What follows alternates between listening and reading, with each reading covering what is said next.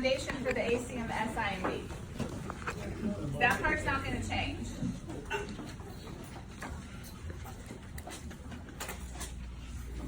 So, and I'm drawing this different for a reason because it looks different.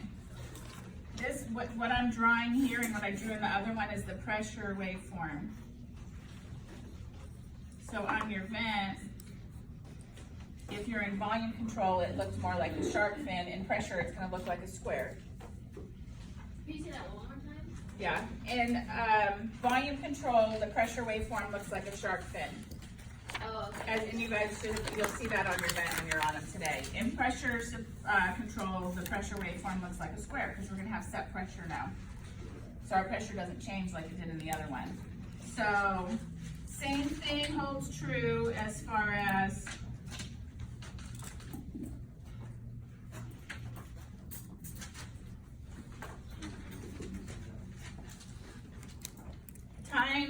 time, patient triggered. What are they going to get now? The full pressure that you have set. So if we have our pressure set at 20, then they're going to get 20, 20, 20, 20 every time. And now our tidal volume is going to vary.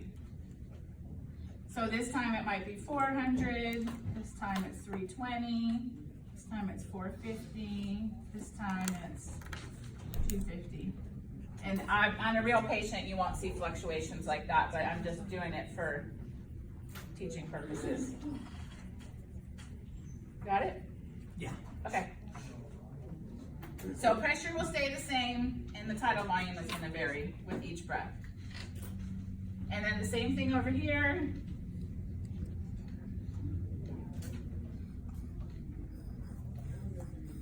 So 20, 20, 20, I'll just use the same.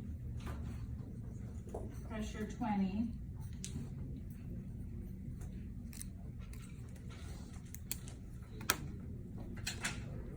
And then my patient can take their own breath.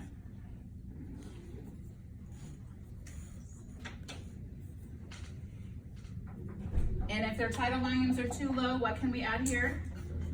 Pressure support.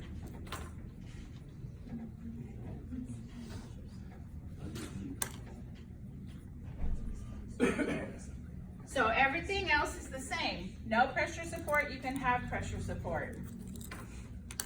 When my patient triggers, they're going to get a full machine breath over here. When they trigger over there, it's going to be their own, and you can add pressure support.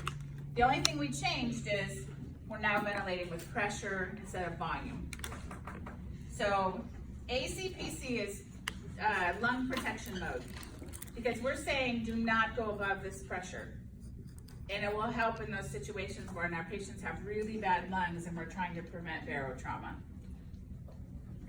So lung protection.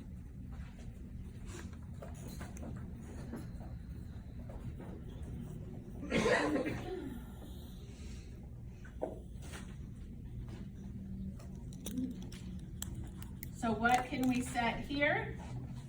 Well, of course we can set pressure. Yep, eye time. And let me get respiratory rate.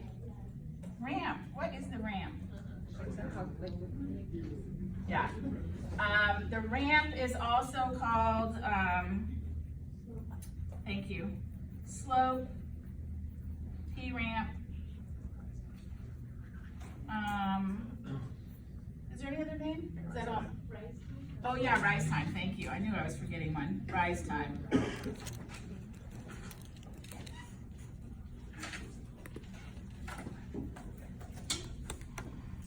So this ramp, slope, P ramp, rise time, whatever you call it, is how quickly are we going from 0 to the pressure, or from baseline to the set pressure. So if my PEEP is at 5 and my pressure is at 20, how quick is it taking to go from 5 to 20? So this is rise time. That's what we most commonly call it, rise time. Do not confuse it with eye time, which is this.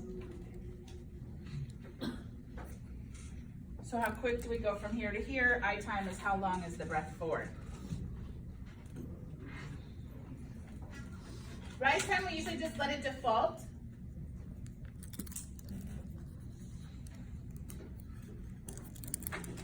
If your patient is air hungry though, like they're not getting the breath in fast enough, you would need to go down on the I time to make it go in faster.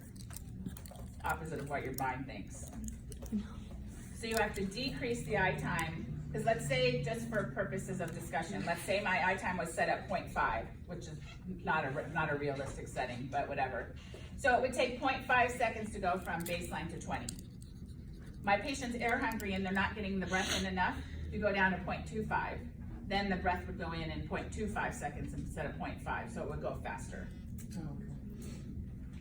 So the way you can tell if your patient is not getting, is you'll see a concave appearance. That's kind of like, patient's like really sucking in. So in that instance, you need to decrease the rise time to make it go up faster. That's more of a patient comfort thing, rise time. So we just let it default unless our patient is really having some trouble with something. So you see the concave if they're not getting enough air fast Quick enough, Okay. yes.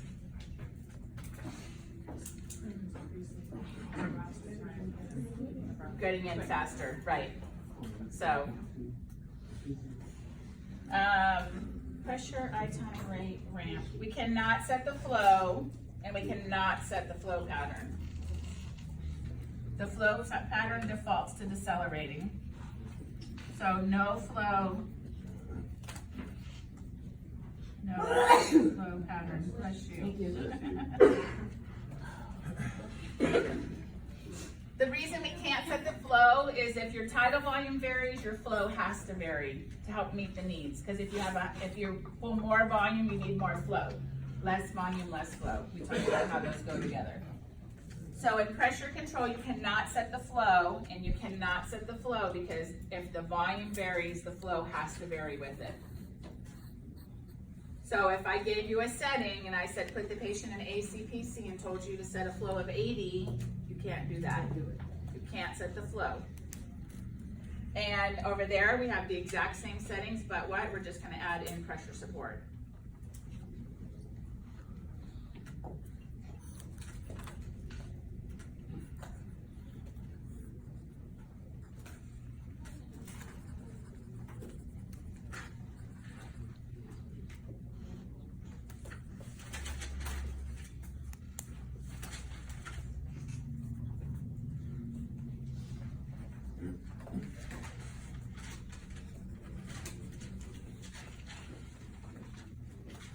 Advantages, we can prevent barotrauma, right? So now pretty much the opposite of what we had in the other one. So prevent barotrauma.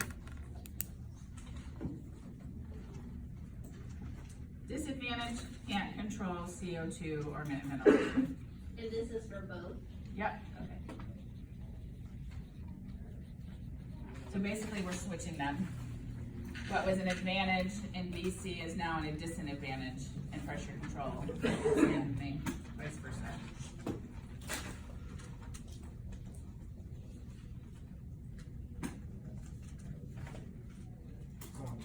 SIMPC or SIMP, you can have pressure control on either node, whether it's your PC or your BC.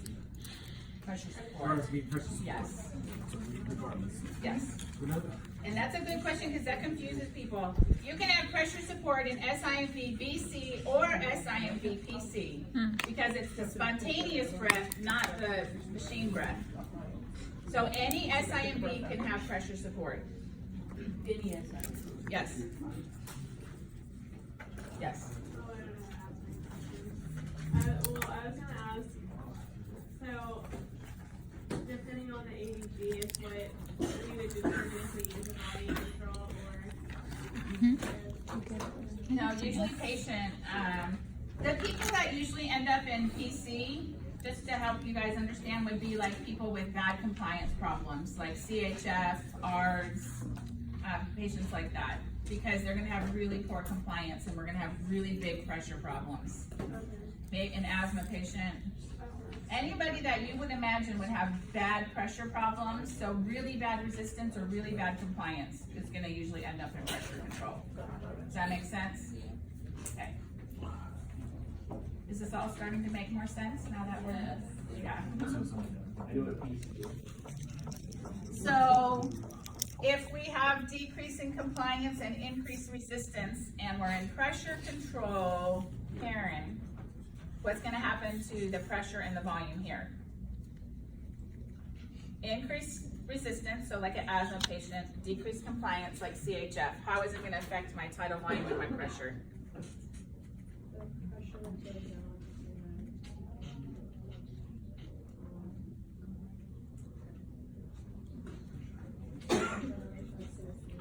Okay, think about if we're controlling pressure, is the pressure gonna change?